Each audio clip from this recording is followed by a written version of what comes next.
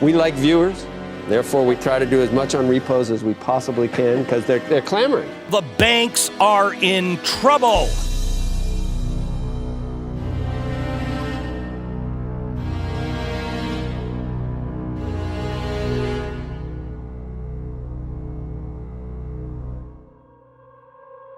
Now, what we are watching here is Trump and the Patriots taking control of the economy. This needed to be done. The surprise announcement of the doubling of those term repos. Tomorrow you're going to get 60 billion. Friday you're going to get another 60 billion on top of these 75 billion overnight repos that they're doing. Now, I know all this sounds to many of you like a lot of, financial gobbledygook, and I understand, but I've tried to explain it in the past. Just realize that these actions are very disruptive. No, this is definitely not a credit crisis. There's plenty of liquidity available in the system. It's just a matter of getting the cash and the collateral to exchange places. And the Fed's really done the right thing by stepping in here. Okay, it just coincidental that it's happening as we hear of all the strains and in terms of negative yields and things that, we're easing at 2%. It just seems a little bit strange. This is so critically important that you pay attention. Like I said many, many times before, this is not to improve this central bank system. Actually, if you really look at what's happening here, they're destroying the central bank system. Think about it. Do you think the central banks really want zero or negative interest rates? Do you really think the central banks want to loan out their currency with no interest attached or at negative rates? Do you really think the central bank wants to be completely exposed to all this debt? Do you really think the central bank wants the entire global economic system to come down while they have no cover whatsoever? No. So the problem has continued this entire week and has actually gotten worse. And while most of the media and even Fed officials, they actually came out and tried to placate the market, saying that, oh, there's absolutely nothing wrong. It was a simple supply and demand error. Nobody knows what the right level of any of this is. The Fed doesn't know what the right level of reserves is in the system of the Brave New World, and nobody knows what the right level of regulations are for the banks. The banks must not be in that great a shape. Exactly. The banks are experiencing a liquidity crunch right now, and the situation potentially will even get worse as the month progresses, because as we approach month end, the banks have been previously holding back because they don't want to stick their hands under the Fed's liquidity spigot in fear that, if a reporter hears, a client hears, or maybe my partner lending bank hears that I'm taking money from the Fed, they might think that I'm in a liquidity crunch. Banks don't want to do that, so they have now been holding back, but holding back to the tune that they are now asking for $190 billion a night. We're sort of living through an important piece of history here, right? Think about the global economy. Now, Trump told us that the globalists have no future, which means the central bankers have no future. The future does not belong to globalists. The future belongs to patriots. The future belongs to sovereign and independent nations who protect their citizens, respect their neighbors, and honor the differences that make each country special and unique. The central bank plan is to have a one currency system that is worldwide. They don't like having these separate currencies in different countries. They don't like having these different leaders in different countries. Very difficult to control. It's much easier if the central bank controls everything and they control just one currency. When Trump was out there telling everyone that the globalists, they have no future, he's talking about the central bank. It has no future in the next economic system. Their days are numbered.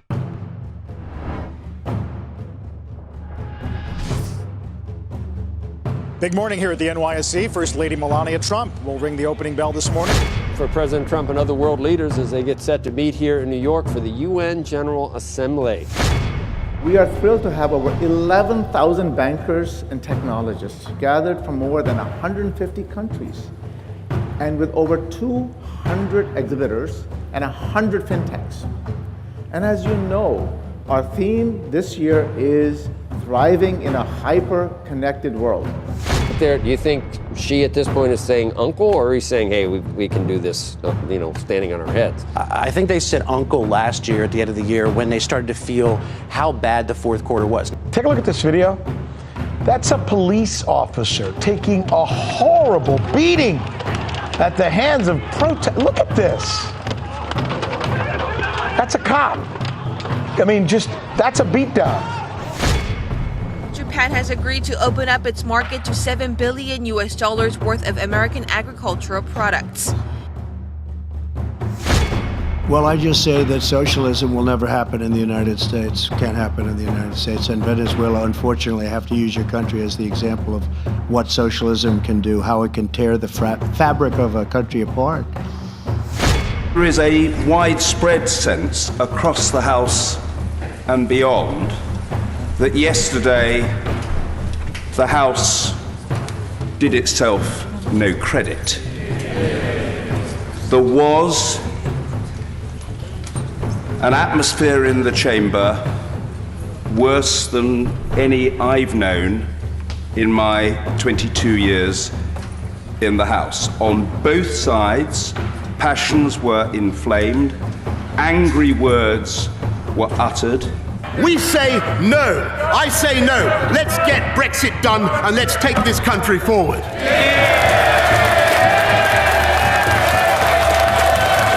The more savage it was, the more they roared. The Prime Minister had almost provoked his own side into backing him like this. If anything, that applause encouraged the opposition parties to slam him. If my son can apologise for kicking a football indoors, surely the Prime Minister can have the humility to say sorry for misleading the Queen, misleading the country, and illegally shutting down our democracy. And at a time like this, don't bet on what might come next. The opposition must unite to trigger a vote of no confidence to bring this chaotic government down. Does he still believe it to be right and proper to seek to impeach a Prime Minister who has been judged to mislead the public?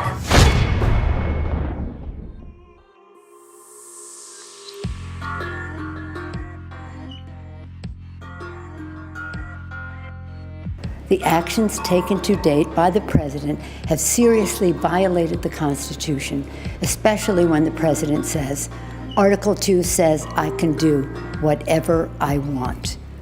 For the past several months, we have been investigating in our committees and litigating in the courts, so the House can gather all the relevant facts and consider whether to exercise its full Article 1 powers, including a constitutional power of the utmost gravity, approval of articles of impeachment. Breaking now, it is 10 o'clock Eastern Time. The transcript from the call between President Trump and Ukraine's president, it has been released, and Blake Berman has seen it. He's gone through it. What do you got, Blake? Here's the quote from the 5-page transcript. President Trump says, quote, "There's a lot of talk about Biden's son, that Biden stopped the prosecution, and a lot of people want to find out about that. So whatever you can do with the Attorney General, meaning Attorney General Bill Barr, would be great. Biden went around," the president says, "bragging that he stopped the prosecution. So if you can look into it, ... it sounds horrible to me."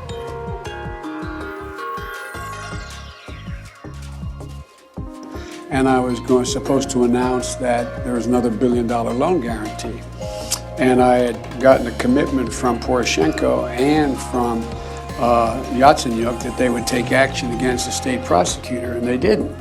So they said they were walking out to press conference. I said, "No," I said, "I'm not going to, or we're not going to give you the $1 billion." They said, "You have no authority. You're not the president." The president said. I said, "Call him." I said, "I'm telling you, you're not getting the $1 billion." I said, "You're not getting the $1 billion. I'm going to be leaving here." And I think it was 6 hours. I looked. I said, "I'm leaving in 6 hours. If the prosecutor's not fired, you're not getting the money." Oh, son of a got fired. And they put in place someone who was solid at the time. There is no quid pro quo, and the president never once even hinted that Ukrainian aid would be withheld if a further investigation by them wasn't done. And the Democrats did this hoax during the United Nations week. It was perfect, because this way it takes away from these tremendous achievements that we're taking care of doing, that we're involved in New York City at the United Nations. So that was all planned, like everything else. It was all planned. And while the Democrats insist Trump was pressuring Ukraine to investigate Biden, what does the Ukrainian president himself say about it? We had, I think, good phone call.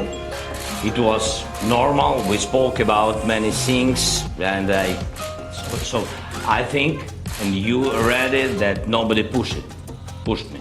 Yes. Nobody pushed him. So the principal himself, adamant, no pressure from Trump, the call was normal, nothing out of the ordinary. Now, time and again, Trump has beaten them at their own game. We've seen it. And I'm beginning to think it's made them, they're just losing it day after day. They're totally delusional. You know the lunatic hobos who blurt out crazy things and they zigzag in the middle of a crowded intersection? Well, Adam Schiff kind of sounded like that today. What those notes reflect is a classic mafia-like shakedown of a foreign leader. This is how a mafia boss talks. Like any mafia boss, the president didn't need to say, "That's a nice country you have. It'd be a shame if something happened to it." They're obsessed with punishing him and anyone who works for him, anyone who is close to him. Think about it. Does leadership give impassioned press conferences on their plans for reining in, government waste and fraud and abuse, or improving the economy? No, they save all their emotion in bogus investigations and angry denunciations of anyone associated with this president. The polls are clear. This is not what Americans want. These representatives were not sent to Washington to frustrate the people's will. They were sent to Washington to do the people's will. And at this point, Trump's doing that all on his own.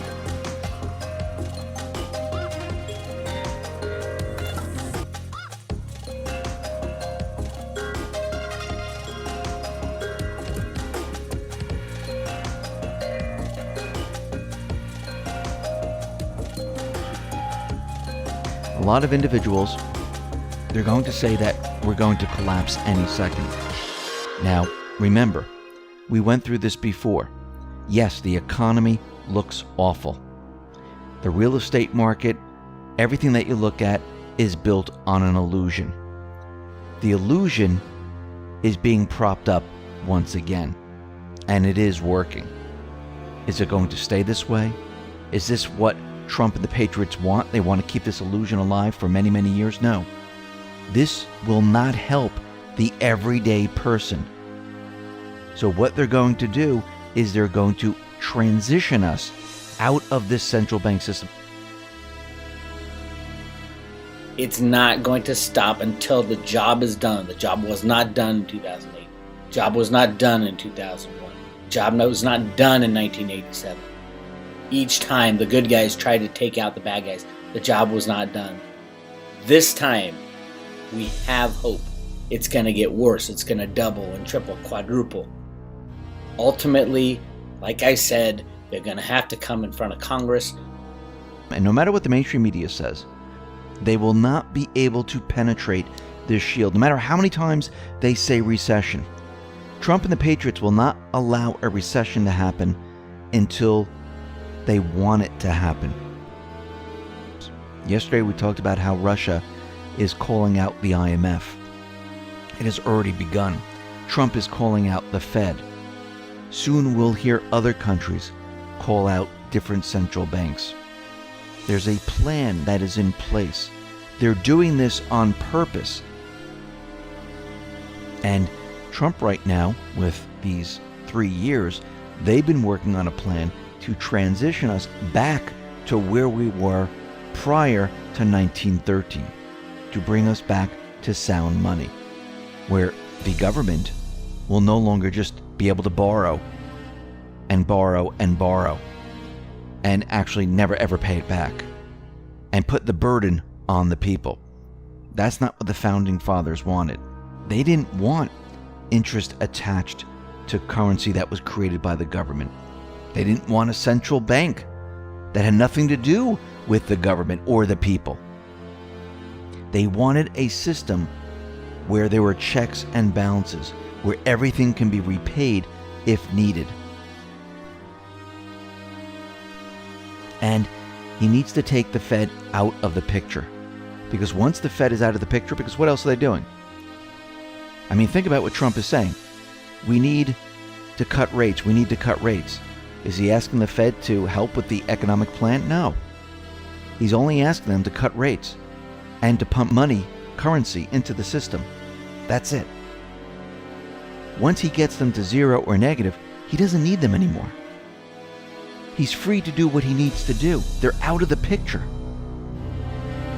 And at this point, this is when Trump and the Patriots can go to work. Say, listen, we can't beat him at the election, so let's impeach him. Investigating, will you raise the debt limit? Will you sign a budget? Will See you what happens. We'll see what happens. Stuff. I'm a very capable person. We're going to see what happens. I can tell you this.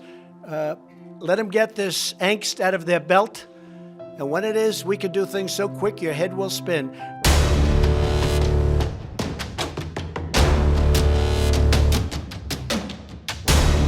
Now, what Trump and the Patriots are doing, they are building a brand new economic system. And it's a natural response to say, if you're going to effectively apply a tariff against American goods through currency manipulation, making them more expensive in your own country, then our only recourse is to say, then we're going to have to do something as well. Unless we call them on it, we can't begin to seek these broader remedies that I think would start to bring about a level international monetary playing field, and that's fundamental to authentically free trade. A brand new economic system, not just here in the United States, but with other countries around the world. We're going to do a fantastic deal once we clear up some of the obstacles in our path. Why do you think Trump and the Patriots have been making bilateral free trade agreements with different countries? Made a deal, or is going to make a deal, with China. Most likely soon with Russia. As far as the currency devaluations, I've been complaining about that for a long time. And I believe that we will all eventually, and probably very much sooner than a lot of people understand or think, we will be all at a level playing field. Under my administration, the theft of American prosperity will end. We're going to defend our industry and create a level playing field for the American worker, finally. At the fresh tape coming out of the White House. Over the years, the United States has been losing hundreds of billions of dollars with the European Union, and we just want it to be a level playing field. What's important to focus on now is where we're headed next, not how we got here. And I'm convinced that where we're headed next is toward much more scalable digital currency systems, which do not rely on a proof-of-work validated blockchain to secure the network.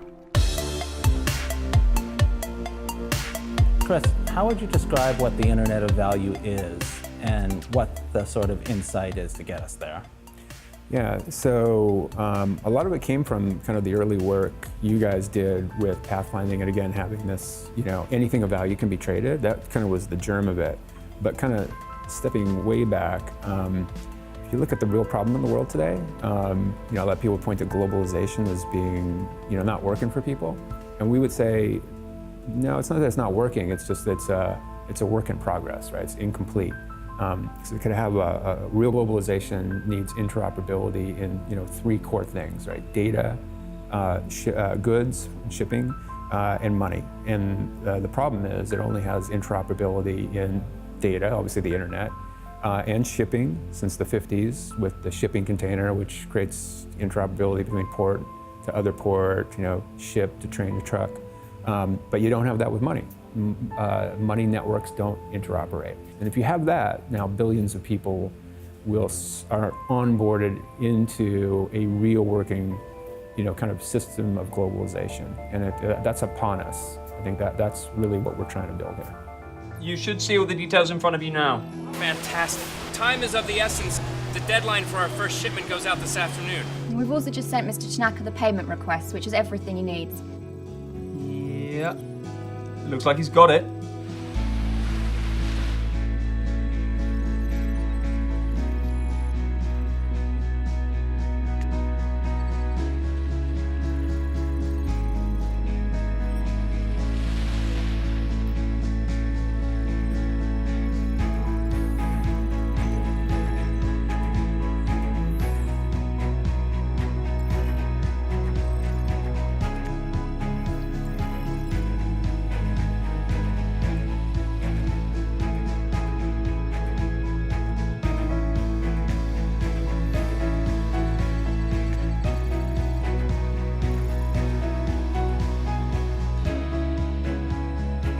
Taxi!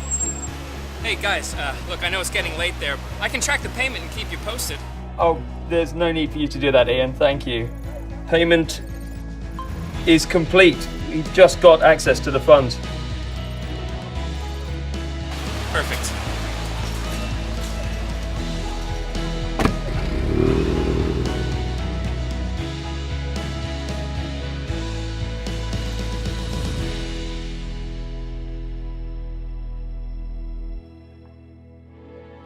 But in a world now, this kind of internet of value, combining things like ILP and XRP, that is absolutely possible. That is, so frictionless and so fast, it completely changes the economics. And then beyond, those billions of people that need to send 50 cents, think about the trillions of devices and code that needs to be able to send, 10,000th of a cent. That is also enabled through what's going on here. So pretty exciting. I think the vision is to be able to make an international payment as cheap and easy as pulling up a web page, like something that you would do without even thinking about the mechanics or the costs or who has to do what. It's just so automatic and so cheap and so scalable, and there's so many of them happening that it's almost invisible. You don't even think about doing it. Yeah, almost like the value is moving with the data, just right on top of each other. And that is a world that we can have, but not with the infrastructure you have today. You've got kind of an internet world, kind of working with a pre-internet world of money, and those things are not lining up. So this is a big bottleneck for the world. If we can push through this, that's it. And again, blockchains are not the only answer. A subset of the solution, but the broader solution combines this kind of value interoperability protocols with a super fast and efficient digital asset, and then with some kind of mechanism for programming how that value moves around.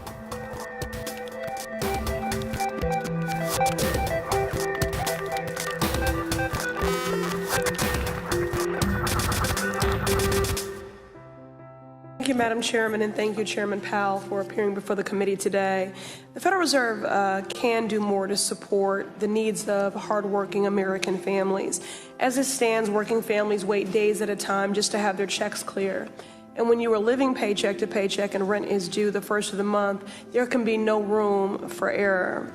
As a central bank in America, the Federal Reserve has a responsibility to speed up the process of clearing payments. I want to bring up a report that was issued 2 years ago, the Faster Payments Task Force. In that report, the task force called for a payment system in the United States that is faster, ubiquitous, broadly inclusive, safe, highly secure, and efficient by 2020. Mr. Chairman, 2020 is less than 6 months away. Yes or no, will we have a faster payment system by then? No, we're working on it. Yeah, I mean, I really do see a faster payment system simply as a public good. And the lack of action here creates a real void in the lives of consumers everywhere, and these voids are increasingly being exploited by companies looking to operate as financial institutions without the guardrails. Facebook's Libra is being trotted as a solution to the unbanked. However, I struggle to see how ceding the functions of a central bank to a private company solves an issue of resources. Instead, we should be using pre-existing infrastructure to ensure that all people have the ability to safely and securely and with no cost access and move their money 24/7, 365 days a year. So again, let's not lose sight of the plot. Mr. Chairman, and the plot is the American people. And I hope to see your organization become more reflective of the lived experiences and the everyday needs of Americans. Interoperability is important in addition to prompt payment. And I want to see if you can assure me that whether a bank chooses FedNow or the RTP system to provide those faster payments, that their business will flow to any institution in either network. Senator Moran, having interoperability will be a desirable outcome of this effort. We are focused on gaining nationwide reach. We think it's important that every financial institution gain access to real-time payment services. And then we can begin, as we design this system, to look at what the nature of interoperability will be. And competition from the Fed certainly could help to promote faster payments, but it only will do so if the Fed competes on an even or level playing field with existing private sector service providers. However, the Fed enjoys many very special privileges that can allow it to slant the playing field in its favor.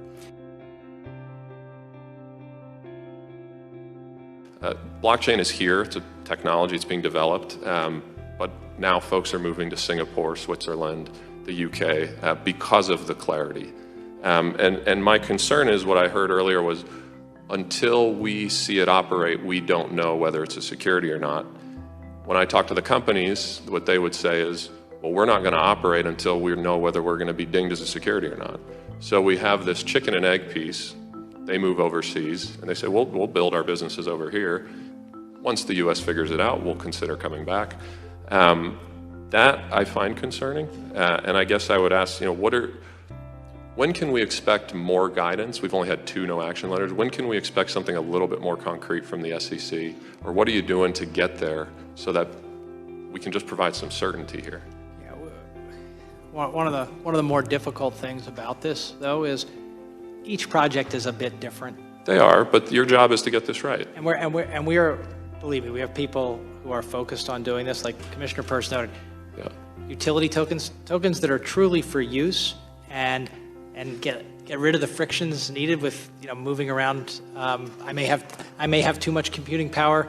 You may have too little, and I'm able to shift it to you with a token in a very great, fabulous. But if you're trying to build a server farm with those tokens and give people the return, that's a. Thank you. I know it's hard. With my final second, I just want to encourage you to go faster. Okay. We need it. Thank you. Because remember, Ripple always was different from Bitcoin in that you could put anything of value in it, right? So this idea of kind of what we call it IOUs or balances, but really being value agnostic, and that then being the engine for the exchange of that thing of value. But having the combination of ILP with XRP, we think that's kind of the killer formula. So now you can have any type of value, like any currency, but also any type of ledger. So like anything from a centralized ledger to a blockchain, etc. And if we look at kind of stepping way back, kind of the macro problem that we think again the world has, this lack of an internet of value. You kind of argue that this gets to the heart of the problem with globalization, which is obviously under a lot of stress today, right? It's kind of not working for a lot of people. And we kind of, we don't think of it as like, well, globalization's bad. We think of it, globalization's actually incomplete. Until you have an internet of value, you really can't have true globalization. You sort of need these 3 core interoperability technologies working all together. You need interoperability of data, of goods, and money. And then we think really good things happen when the world finally has a full kind of a globalization platform. But this has to happen.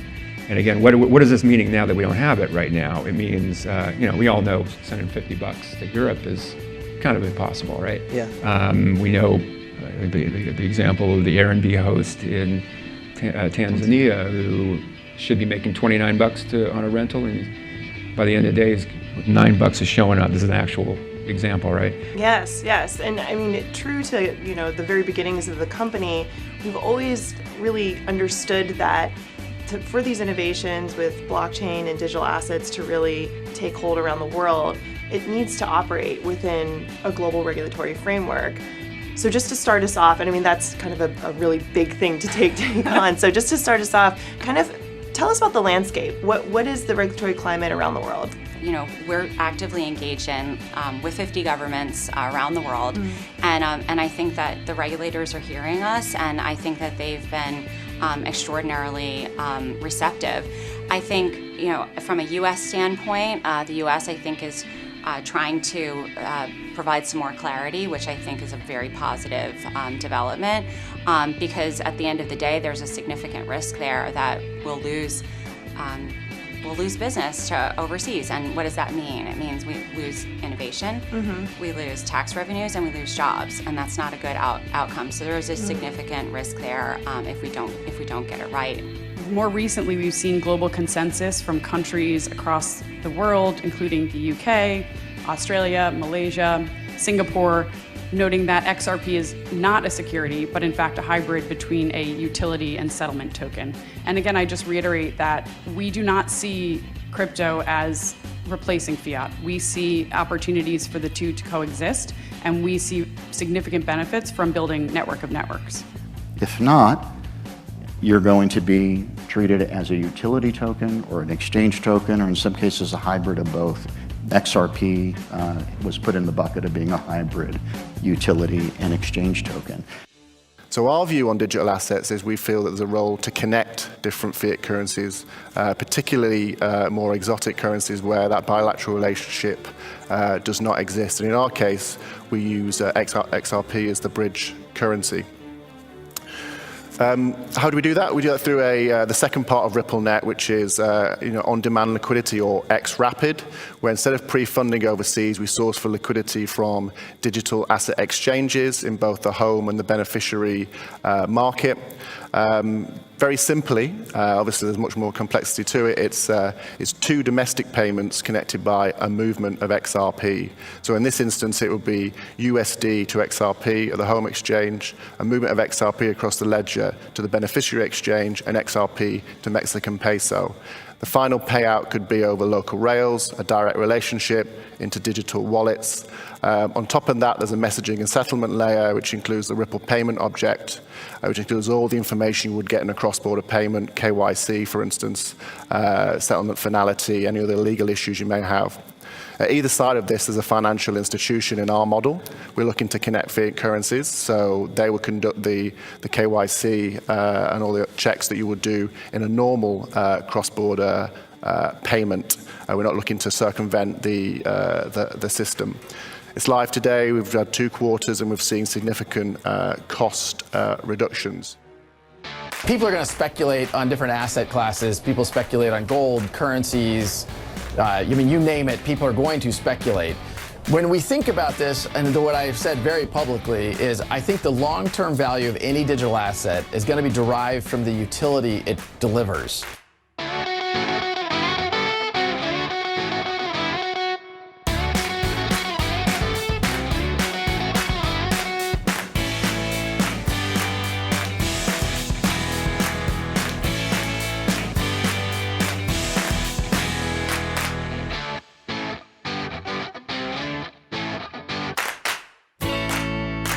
Billions and billions and billions and billions and billions and billions and billions and billions.